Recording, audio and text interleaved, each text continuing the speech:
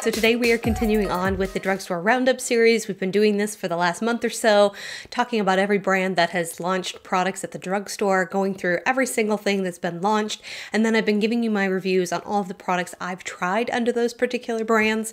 If you've missed any of those videos, I'm going to link the whole series down below. We've covered a whole bunch of brands with a whole lot of information. Today is going to be focused on Makeup Revolution or on Revolution Makeup or whatever it is, the heck it is they're calling this brand. I think it's Revolution, Makeup Revolution London. When you go to Ulta's website, this is an exclusive brand for them, it still says Makeup Revolution if you search by brand. I'm not entirely sure. They have a zillion brands underneath them. I think I saw someone comment in a video not that long ago trying to explain all the different brands and the rebranding that they all did. I will also say that some of the products that are made for London, which is where this brand is based, change when they come over to the United States and get a little bit of rebranding as well, which also adds to the confusion out there. But for today's video, we're specifically talking about the new releases that have come to the United States and are available at Ulta. I kind of figured I had to draw the line somewhere, and that's where we were going to stand. So these products may not be brand new to the market if you are in other parts of the world. I know a lot of these products get launched in Europe and actually throughout the world before they come to Ulta here in the United States. So just wanted to put that asterisk on here in case some of you guys are watching from another country and you're like, wait a minute, this has been out for the last 6 months. This isn't brand new.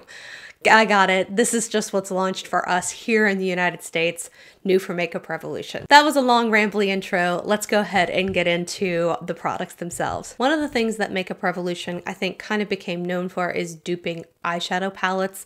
So they've duped Urban Decay and Too Faced and Kat Von D and a host of others. So this spring they released 4 palettes and they're calling these the Reloaded palettes. They retail for $7, so incredibly affordable. They have Vitality, which is a dupe for the Modern Renaissance. They have Neutrals 2, which I'm not entirely sure which that one's trying to dupe. They have the Division palette, which is a dupe for the Anastasia Subculture palette, and then Fever. And I'm also not entirely sure what Fever is duping. I did pick up the Division palette. I did a full, real in-depth review on this palette, and I compared and contrasted it to the Shop Hush version that's out there, the Retro Love palette. Here's what I would say. Ultimately, my final decisions on the palette was that I liked the Retro Love one better. It's slightly more expensive. I believe that palette was either $9 or $10, but I felt like the overall quality was just a little bit better than the Revolution one, and I had a little less issues with eyeshadows fading over time. I think Makeup Revolution does a brilliant matte shadow. I think their matte shadows are wonderful. They blend, they build, they last on the eyes really well. Problem that I always have with Makeup Revolution is their shimmer shades. They have a very thick consistency to them, and sometimes those thicker eyeshadows that have, I don't know if there are lots of dimethicones or silicones, but sometimes that means that they go down onto the eye and they really provide a shock of color, like super foiled and metallic. These just feel thick and creamy, but I really struggle even with a wet brush or my finger to build these up. Like, it takes me a while. Can I get there?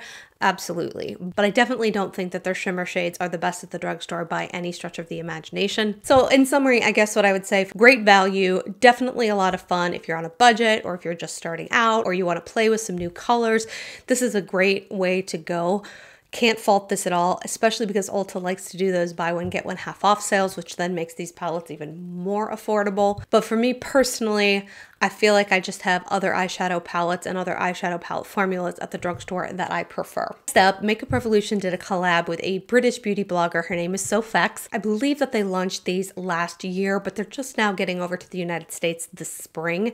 She released an eyeshadow palette. So this is the Ultra 24 eyeshadow palette. This retailed for $15. I saw this palette online and I was just in love with the color combinations. I thought that it was such a well thought out palette.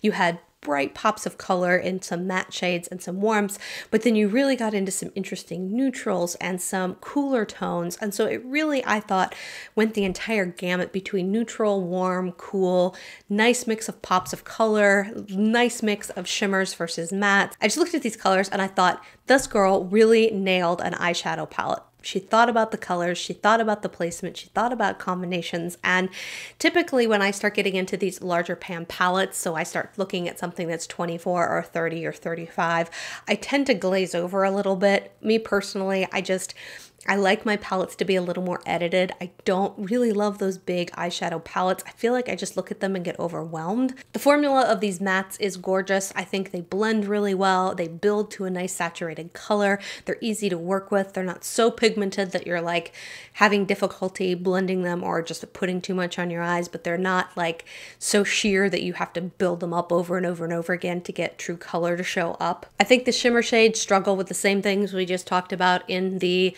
Reloaded palettes. I can get these to work. I tend to put them on with a brush, build them up as much as I can, and then take my finger and pat on even more color. So it is a little more effort than I typically like, but the color scheme in here is so beautiful. I so enjoyed all the looks I could pull together in here.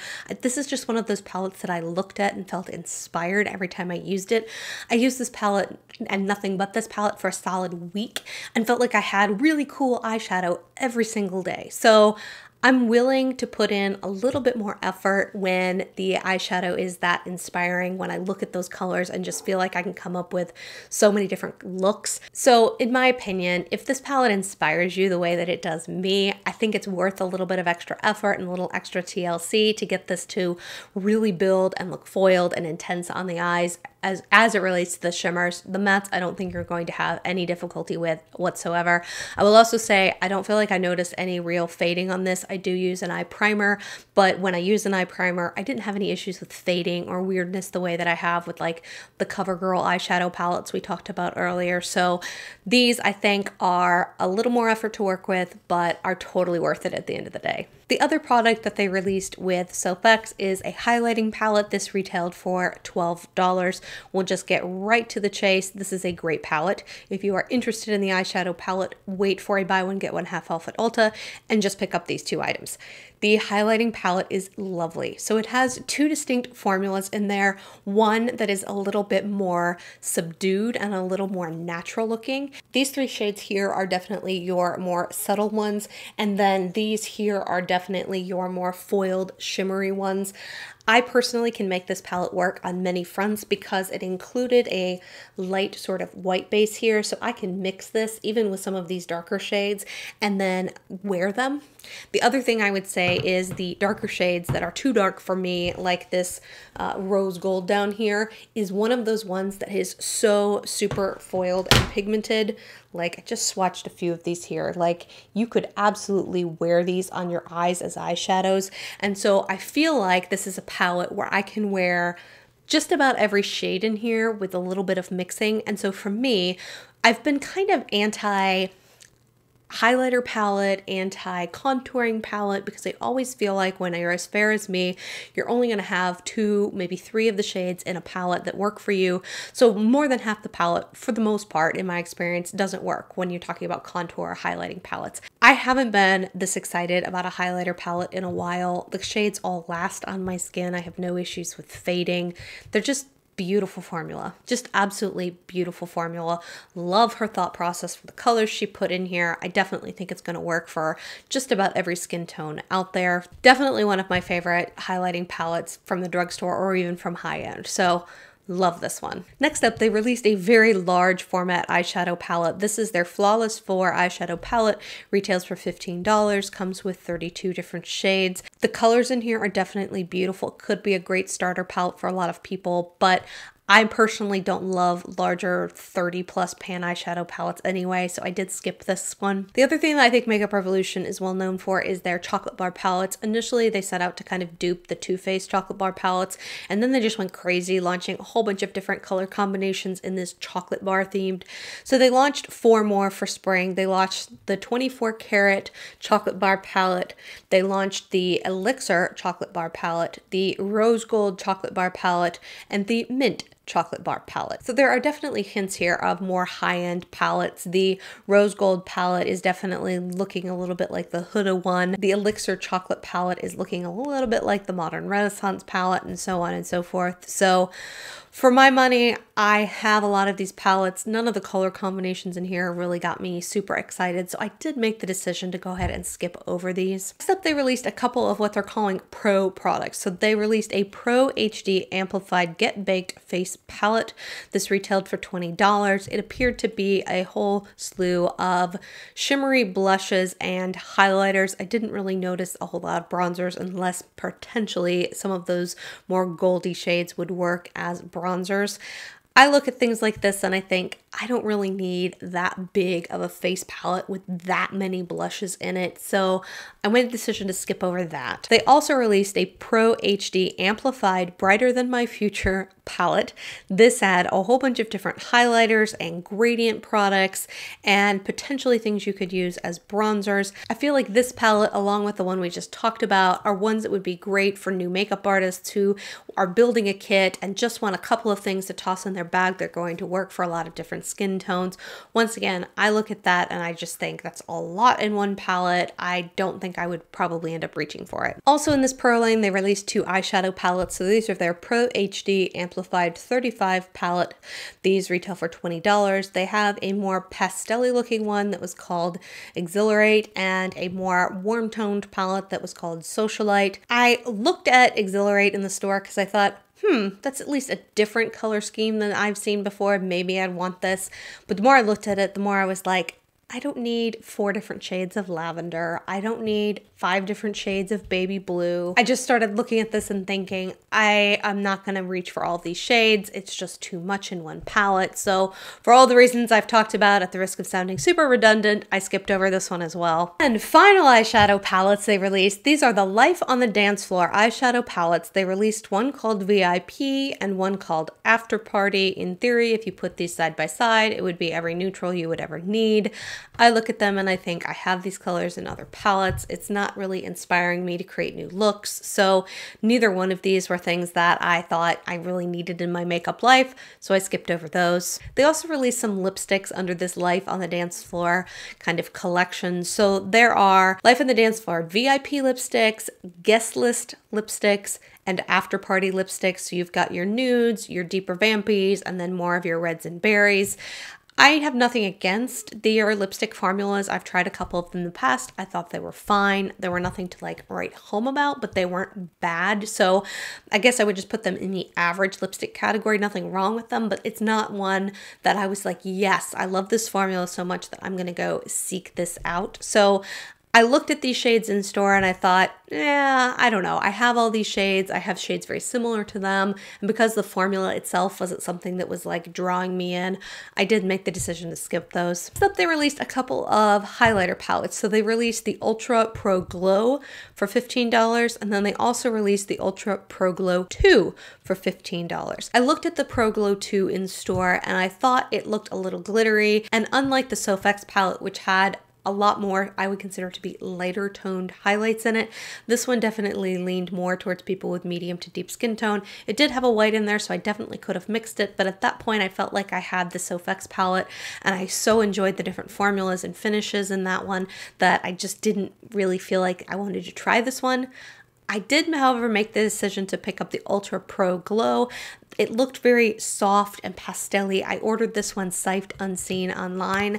What I got was not soft and pastel-y. What I got was brightly colored, slightly glittery, very thick feeling highlighters. So these are just not colors that I'm going to wear. They're too extreme. If it had looked like the picture, I would have probably enjoyed it and I would have gotten some use out of some of those light pastel-y, light shifts of color. This is just far too intense. To be honest, I probably could use them as pastel eyeshadows. So if you've been looking for that really pastel, unicorny, intense highlighter, this might be a palette worth picking up. For me personally, I just don't think I'm going to use this and I will probably be decluttering it here in the near future. They also released more of their strobe highlighters. So they released shades of, I think 3 shades last year of this strobe highlighter. It kind of reminds me of the Laura Mercier highlighters with kind of that like wave ribbony effect throughout them. So they released Holographic Lights, Supernova, Magnitude, and Northern Lights. Those first 4, I know they look incredibly similar on the screen, but those 4 all have a slightly different shift. So it's a white that shifts like yellowy gold. It's a white that shifts shifts a little peach. It's a white that shifts a little green. So you really kind of have to look at those in stores to determine if that's a shade you're going to like. I felt like those duochrome shifting highlighters, I have what I need, so I did skip those. But the shade Lunar looked really, really pretty, so I did go ahead and pick these up. Lunar is definitely that lavendery silver icy highlighter. If you're fair with cool undertones, this is going to look phenomenal on you, but I also know this is not a color that a ton of people like to wear because it can look a little ashy on warmer undertones. For me personally, I love this highlighter. It doesn't have any glitter in it. It's just a very smooth pearl-like texture, but I just think this is a beautiful highlighter. I love having this one in my collection.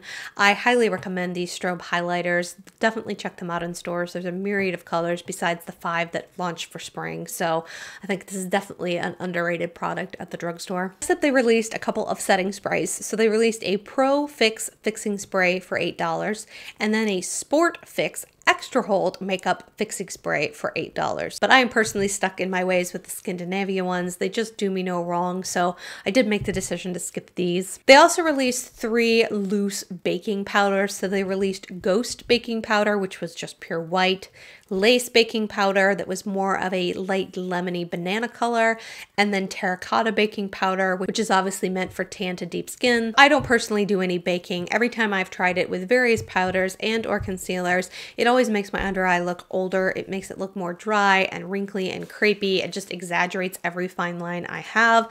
So baking and me are just ixnay, probably something to do with my age, and I'm sure if I was 22 that it would look absolutely phenomenal. But for me, baking powders are not something that I was really interested in trying, so I did skip over all 3 of these. They also released 7 shades of their liquid highlighters. These retailed for $9. They came in a very similar dropper style bottle to what we saw from SophX a few years back.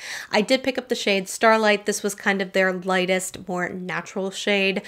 Unicorn Elixir looks white on the screen, but is actually one of those very strong pinky white shifting duochrome highlighters. So the shade Starlight that I picked up is definitely that light pink champagne color. Super beautiful on someone with fair skin. I love this formula, guys. I think it is absolutely stunning. It just melts into the skin, but it gives a really intense highlight. It locks down, but it gives you more time to work with it than the SophX ones did. My biggest complaint with the SophX ones when they came out was how quickly they set down. So you had to work super fast or you would be left with something that was unblended and just kind of like intense highlight on the top of your cheeks. The other thing that I really like about these drops is that you can use them on foundation before you powder, or if you forget, like I do, to use your liquid products and you powder your face and you're like, ah, crap, I meant to use that cream bronzer, or oh, crap, I was going to use a liquid highlighter. This is actually one that in my experience plays well with my powder products. So I have completely set my face and my under eyes and then put this on over the top of my cheekbones and down my bridge of my nose, blended it out, and it looks beautiful. So I love these. For $9, you're getting 0.61 fluid ounces, so very generous size. I really enjoy the color range in here. I think there's a color for absolutely everybody. You can see these in Ulta. They have testers now if you want to go put these on the back of your hand to go find a great shade. But if you're looking for a liquid illuminator, I definitely think this is one of the best ones at the drugstore, and definitely has one of the better shade ranges as well. L'Oreal launched those Lumi Drops. We talked about those in a past review, but as I said in that review, there's only 2 shades in those, and those were $14.99. So to get something where you've got 9 different shades for $9, I just think that this is where it's at. The other thing they launched for spring is a mini chocolate bronze and glow duo. This retailed for $10. To me, when I looked at this, I thought it really seemed like they should have put the colors on opposite sides. So you have a highlighter on the right side that's much bigger and a bronzer on the left that's much smaller. I don't know about you guys, but I use a lot more bronzer than I do highlighter on a daily basis. So to me, it feels like you should have flipped those or just made the pan sizes the same. Regardless, I did look at this in store and the one matte shade seemed a little orange, so I did make the decision to skip this little mini palette. Then the last thing that Makeup Revolution launched was something that everyone and their mother was talking about a month ago, and this is their Conceal and Define Full Coverage Concealer and Contour. This retailed for $7 and they launched 18 different shades, and I believe they either have or will be putting out another like 10 plus shades. So this is going to be an incredibly inclusive concealer.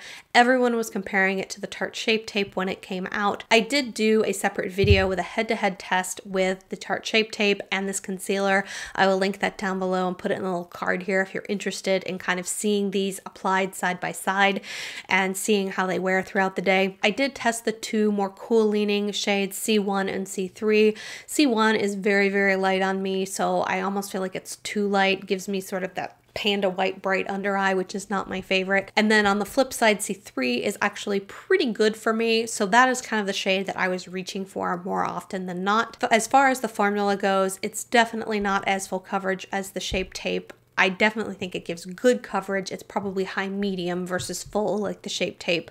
And I also don't feel like it's quite as drying. I feel like it's a little more emollient, a little more hydrating underneath the eye. So you're not going to get the coverage of Shape Tape, but I definitely feel like if Shape Tape has been too drying for you, or if you just feel like you want something a little less, I don't want to call this one moisturizing, but it's not, but just a little less drying, this might be one worth trying. For $7, I think the price point is fantastic. The fact that you get these on sale on a regular basis brings that price down even more. And the fact that they're going to offer such an eclectic shade range is absolutely phenomenal. That wraps up everything that Makeup Revolution has launched for spring this year. I will say I've seen a few sneak peeks of new things coming out that I believe are on the Makeup Revolution website, but haven't quite made their way to Ulta yet, including a second SophX palette, which I am really excited about. It's a spices palette. I'll try and find a picture here and put it on the screen. So I am really excited for that palette as well. Let us know down in the comments below what your favorite Makeup Revolution products are, and if you've tried any of these, would love to get your feedback on those as well.